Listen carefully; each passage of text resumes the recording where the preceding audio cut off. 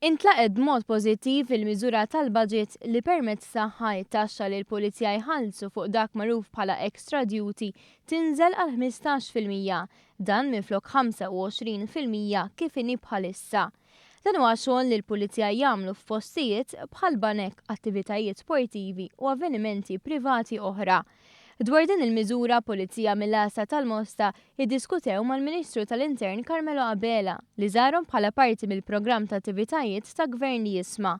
L-Assistent Kummissarju Martin Sammut spjega l-importanza tal-extra duty għal membru fil-Korp tal-Pulizija. L-ewwel qabel kollox wieħed irid jgħid illi l-pulizija huma preklużi ma jistgħux jagħmlu job part-time. L-unika job part-time li jista' jsir fil-pulizija huwa l-extra duty. Ġifieri wara l-ħin normali tax-xogħol però ikunu dettaljati ma' diversi postijiet biex jagħmlu jagħtu servizz ta' sigurtà. Kunt istabbli spjegaw kif id-dinja miżura li kienet ilha mistennija.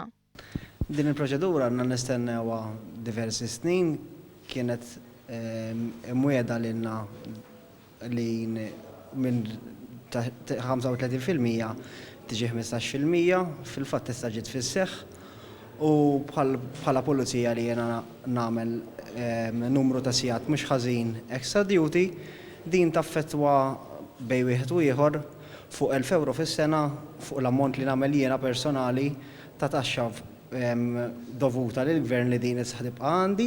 Huwa stmat li aktar minn 400 pulizija jagħmlu l-extra duty. Iżda l-inċentiv jista' jinkoraġixxi aktar pulizija biex jagħtu servizz tagħhom barra l-ħin tax-xogħol. Issa bdil l-inċentiva naħseb li l-ekstra peress li se tiġi ħejġu separati minn mal-paga.